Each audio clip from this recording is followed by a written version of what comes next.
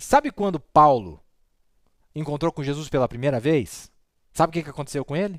Mesma coisa. Olha o que a Bíblia diz. E ao meio-dia, Atos 26, 13. Ó rei, vi no caminho uma luz do céu, que excedia o esplendor do sol, cuja claridade me envolveu a mim e aos que iam comigo. E caindo nós por terra, ouvi uma voz que me falava. Olha a escritura, presta atenção nas vírgulas. E ouvi uma voz que me falava, vírgula, e em língua hebraica dizia. Quer dizer, a língua estava falando, ele não falou que língua que estava falando, mas estava dizendo para ele em língua hebraica porque era a língua que ele falava. Então, Paulo está dando testemunho que Jesus falava uma língua que não era a língua dele. Entendeu? Jesus tinha a língua própria dele, falava na língua própria dele, mas como Paulo não falava aquela língua, então ele me dizia na língua hebraica, quer dizer, me traduzia para a língua hebraica, como aconteceu, que o profeta diz, o resto das escrituras é igual. Então, quando ele falava na língua, por que isso me ajuda, irmão? Porque eu sei que esta mensagem está sendo inteligível para todo mundo. Todo mundo está entendendo. Agora, é a atitude das pessoas em relação a esta mensagem que está sendo diferente. Não, tá cheio de mosto. Você entendeu, amigo. Você entendeu. Nós não falamos que o rapto aconteceu em 63. Nós nunca falamos isso. Não, nós não falamos que William Branham é Jesus. Nós não falamos nada que vai batizar em nome de Jesus. Nunca falamos esses negócios aí. E tem mais. Você entendeu que não foi isso que nós falamos. Você entendeu, mas a tua arrogância, a tua prepotência, a tua falta de humildade faz com que você tente jogar essa sombra. Não é?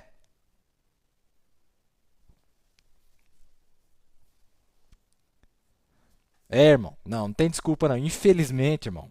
O Espírito Santo amarra, bota a pessoa no canto da parede e fala, e agora? E como ele fez com esse homem aqui? Não.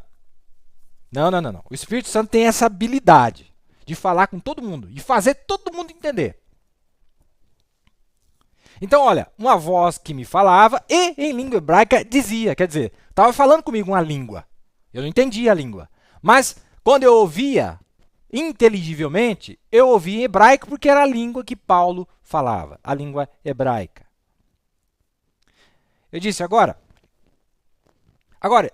se for tão essencial, por que os samaritanos falaram em línguas quando eles tinham o Espírito Santo? Porque eu disse, porque eles todos falavam a língua judaica, tá vendo? Todos eles falavam a língua judaica. Não havia necessidade para falar em outra língua. Porque veja, Pedro era judeu.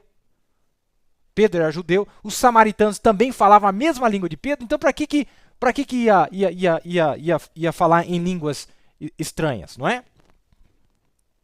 Porque eles estavam testificando do Espírito Santo por vir. E aqui é bem extenso o assunto, você pode ler depois, está na mensagem Debate sobre Línguas, no dia 7 de agosto de 1960. Tá? De 1960. Agora, permitam-me dizer isso de todo o meu coração, para que vocês vejam aquilo que eu estou tentando fazer vocês entenderem.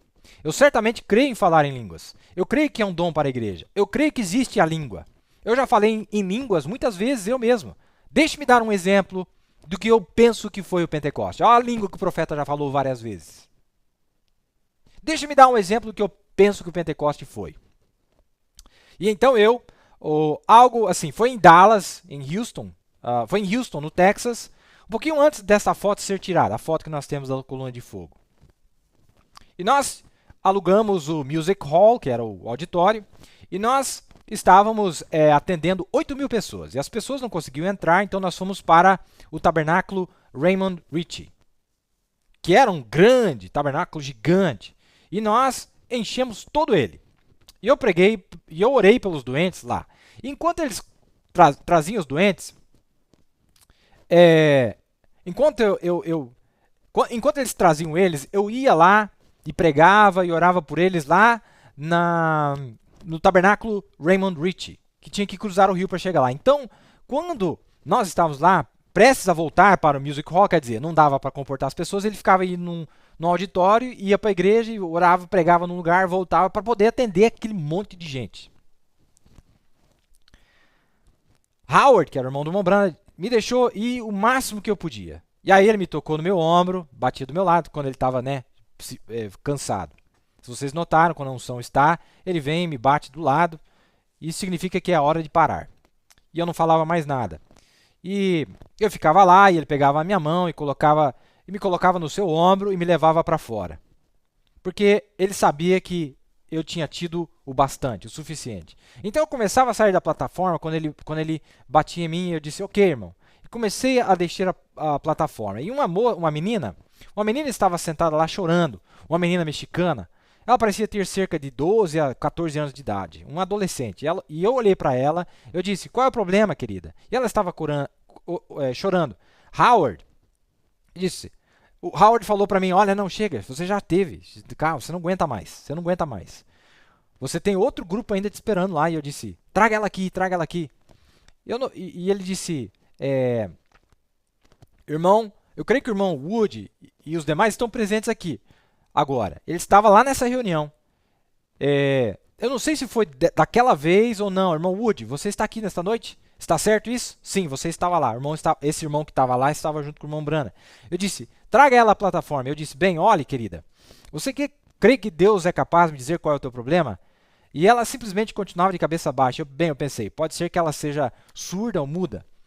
E eu olhei de novo e eu vi que era por causa da língua. Ela não conseguia, não sabia falar inglês. Ela não falava uma palavra em inglês. Ela veio do México. E eles chamaram um intérprete que veio e eu disse, você crê, querida, que o Senhor Jesus pode me dizer qual é o teu problema? Bem, ela falou através do intérprete e disse sim, que ela cria. E eu disse, você não consegue falar inglês? E o intérprete falou com ela e disse não.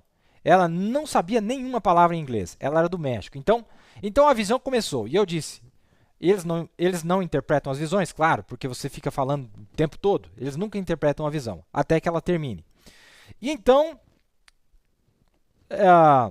eles contam, os intérpretes contam para a pessoa o que aconteceu, né? Depois que termina a visão. Então, eu comecei a falar e eu vi uma visão, e eu vi a menina com cerca de 6 anos de idade, e ela estava com um vestido xadrez, com o cabelo solto para trás, e ela estava ela estava com um lacinho na cabeça, não é? E ela estava sentada ao lado de uma lareira de aparência bem antiga. E tinha também uma chaleira, e ela estava comendo milho, tirando dessa chaleira que estava dentro da lareira. E ela comeu tanto que ela ficou muito doente. Ela cai, sua mãe coloca ela na cama e ela começou a ter ataques epiléticos. E foi isso que aconteceu a ela. E eu disse, você tem tido epilepsia desde então. E rapidamente, antes que alguém falasse qualquer coisa, ela olhou para o intérprete e ela disse, na sua própria língua. Mas eu pensei que ele não falava espanhol.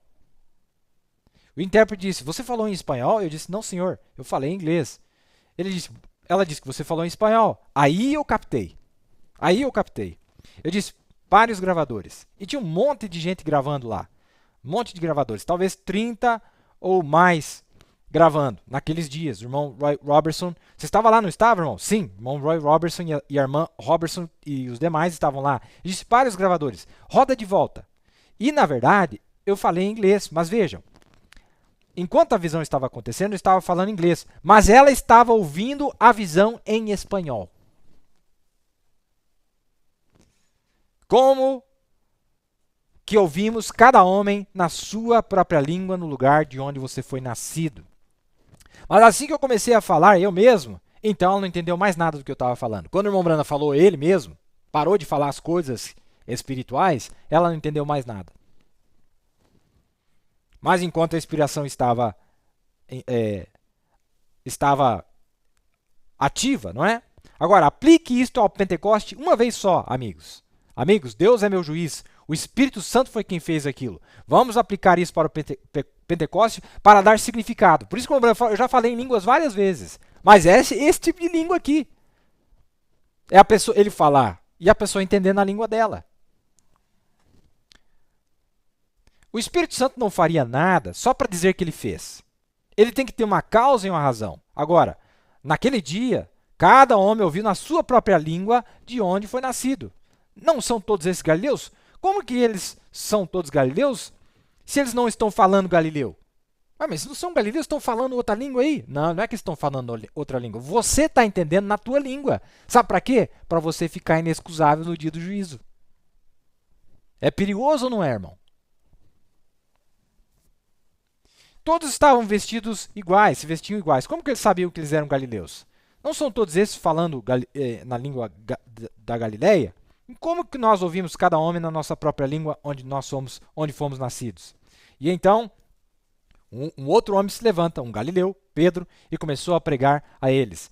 E de alguma maneira ou de outra, na multidão do povo, 3.000 almas lhe entenderam, e vieram e foram convertidos e deram suas vidas a Cristo.